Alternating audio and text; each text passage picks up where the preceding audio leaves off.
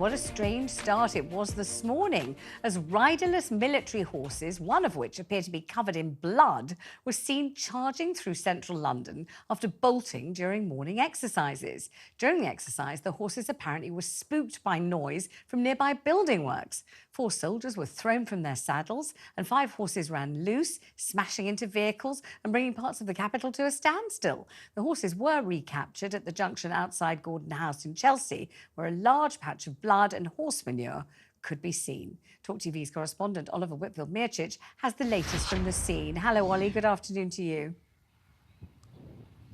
Good afternoon, Vanessa. Yes, it's been a shocking day indeed for lots of pedestrians who were in central London this morning during rush hour. Just after 8:30 this morning, 7 horses from the Lifeguards, which are based here at the Household Cavalry Mounted Regiment in Knightsbridge, had departed to go on a practice run. They're due to be inspected tomorrow to see whether they would be fit enough to take part in the King's Birthday Parade. But a loud noise in what's believed to be rubbish being thrown from a building site had landed on the ground and then spooked these horses, unseating some of the soldiers who were on board.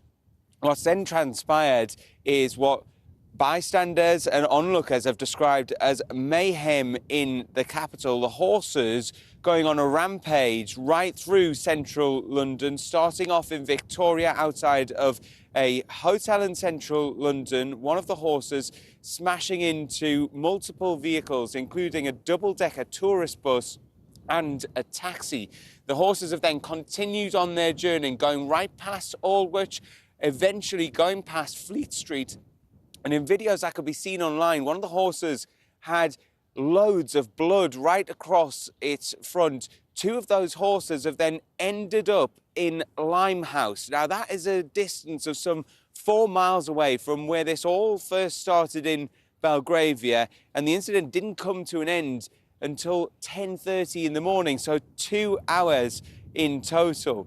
Now, for people who are worried about the horses, the Ministry of Defence press office has just told me that none of the horses have had to be put down. They've all been captured and brought back to the barracks here, where they're now being assessed by army vets to check the full extent of their injuries. I think the major concern was that people were going to be seriously injured. 4 people had to be taken to hospital, 3 of them soldiers, 1 person believed to be a member of the public. But there will be a big question about how these horses, which are specifically trained not to react to any loud noises such as cannons or rifles at these ceremonies that they often take part in, how they've then become so spooked by this loud noise believed to have come from a building site in the early hours of this morning.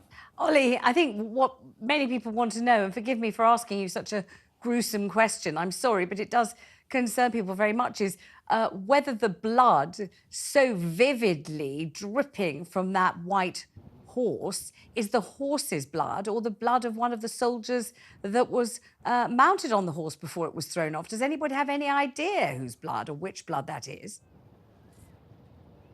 It's not been confirmed, but gauging by what the Ministry of Defence has said, that none of the soldiers were seriously injured. When you look at the amount of blood that was on that horse, that would be a huge amount of hemorrhaged blood. And I imagine that would cause some very serious injury and at least require some sort of blood transfusion. So it's believed that that is the blood that has come from the horse, but the early signs from the Ministry of Defence is that the horses have not suffered any serious injury, and at least they have not had to be put down. A lot of animal lovers have expressed their concern at seeing these beautiful animals that are working horses for the military rampaging through central London, turning streets into what are usually very, very busy streets at peak rush hour, with commuters trying to get to work, with people on their way to work, with people on their way to school. In some cases, the streets of central London eerily quiet, and what has been left behind was a trail of destruction with glass from vehicles all along the road, with blood having to be mopped up by cleaners from the London councils, and a lot of concern being expressed, as I was just saying there, for not only the horses, for the riders and for the bystanders who are all caught up in this. between 8:30 this morning and 10:30.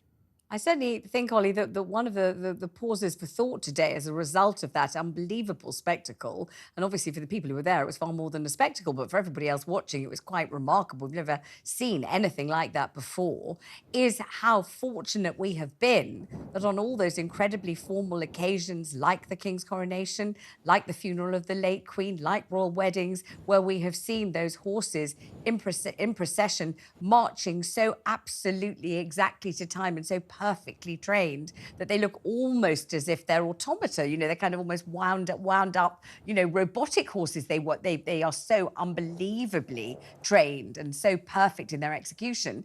And you suddenly, when you see what happened today, think, well, thank God that didn't happen when there were crowds gathered all the way along the Mall. And you know, imagine the destruction and agony that would have ensued if that had happened then. Yeah, well, the horses are usually so well trained. Like, as I said, they do not react to loud noises. So when the cannons go off, whenever we've got the ceremonies for the regent's birthday, whenever we've got any sort of rifle salutes, the horses always stand perfectly still. And so I suppose one of the questions for the Ministry of Defence might be, how young were these horses? Were they relatively new? Were they taking part in some sort of training? Is that the whole reason that they were being inspected before? They were going to be put before the King for the King's birthday procession, because usually these horses are among the best in the world, the best trained by the British Army. They get put through their paces on a daily basis, and often when you're in Hyde Park, where I am at the moment, there is a special track here that is laid with sawdust and sand for the horses to go on their marches and parades in preparation for those big events. But yes, certainly people will be very, very grateful and relieved that this did not happen on one of those big ceremonious events that we see. A lot of the time, though, what can happen, having spoken to a horse expert, they say that when one horse gets spooked, that can then have a ripple effect, and multiple horses then follow and take part in how scary that can be. Oliver, thank you very much indeed.